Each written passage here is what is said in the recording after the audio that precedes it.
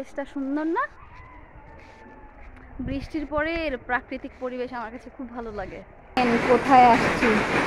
So আজকে চলে আসছি তাঁতিবাড়ি। আপনারা জানেন যে পোড়াবাড়ির চমচম কিন্তু টাঙ্গাইলের সারা বাংলাদেশের মধ্যে বিখ্যাত। সো আমি আজকে আসছি সেই পোড়াবাড়ির একটা তাঁত বাড়িতে, মানে তাঁতিবাড়িতে। এইটা একটা তাঁতিবাড়ি বলতে তাঁতের তো আসলে অনেক কারখানা থাকে, এখানে অনেকগুলো যে কারখানা সেটা না, তবে এখানে কয়েকটা কারখানা আছে, তার মধ্যে এটা একটা। তো আমি একটু ঘুরে দেখার চেষ্টা করছিলাম, আমি একটু কৌতূহলী এরকম ব্যাপারগুলো দেখতে, যে কিভাবে শাড়ি বানায়, কীরকম কী মেশিনগুলো, কেমন সুতা কিভাবে কি করে না করে সব কিছু। তো ভাবলাম যে আপনাদের সাথে শেয়ার করি।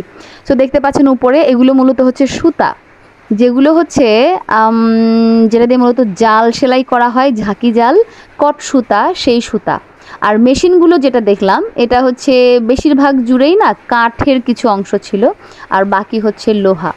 তো এখানে বেশ কিছু শাড়ি হচ্ছিল। তো তাঁতের শাড়ি তো টাঙ্গাইলে বিখ্যাত।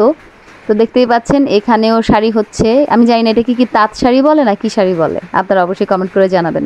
কিছু শাড়ি তো মণিপুরি হয়, তাঁতের শাড়ি হয়, এখন এটা কি শাড়ি আমি জানি না। তবে এখানে শাড়ি বুনন হচ্ছিল, ওরা কাজে অনেক ব্যস্ত ছিল, আমি বেশি কথা বলিনি।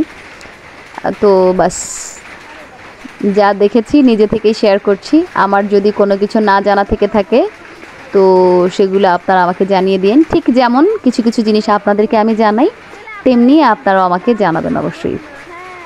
এখানে ছোট্ট এক ভাই আসছিল, ও একটু টুকটাক প্রশ্ন করলো, এরপরে ও চলে গেল। অ্যান্ড আমি পরবর্তীতে মেশিন দেখছিলাম।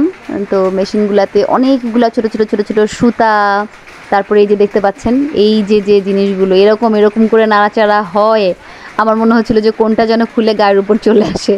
তো দেখলাম যে না, সেটা না, খুব শক্ত মজবুত করে বানানো। প্রত্যেকটা মানুষের জন্য এখানে দুটো করে মেশিন।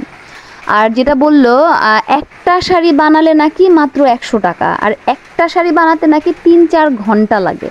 তো দুটো শাড়ি একসাথে বানায় ওনারা। তো 3-4 ঘন্টা যদি হয় তো 12 ঘন্টা কাজ করলে গিয়ে 600 টাকা পাওয়া যাবে। এটা কতটুকু সত্য আমি জানি না, তবে এটা যদি সত্যি সত্যি সত্য হয় তাহলে বলবো যে বর্তমান বাজারে এটা সত্যি খুবই কম। কারণ কাজগুলো দেখেছি সত্যি অনেক কষ্টসাধ্য। এগুলো রেডি করা, উপরে দেখবেন ছোট ছোট ছোট ছোট সুতা, উপরে আবার ডিজাইন, সব কিছু মিলিয়ে অনেকটা সময় দিয়ে খুব যত্ন সহকারে বানাতে হয়। দেখেন এখানে ছোট্ট ছোট্ট মানে চিকন চিকন চিকন চিকন একটা একটা সুতা, এই যে উপরে এগুলো বাঁধতে হয়, উপরে রেডি করতে হয়। এখানে আমার মনে হয়েছে যেটা যে সেটিং করতেই মনে হয় অনেকটা সময় লাগে। আর বানানো তো অটোমেটিকলি হচ্ছে, তারপরে দেখলাম মাঝে মাঝে কী কী যেন খেয়াল করছে।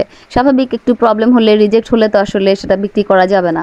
তো ওই যে দেখেন ডিজাইনটা, ওইটা একটা কাগজের মধ্যে ডিজাইন মনে হলো, ওইটা হচ্ছে। আর এখানে যে যতগুলো চিকন চিকন সুতা দেখা যাচ্ছিলো এগুলো খুব নাড়াচাড়া হচ্ছিল।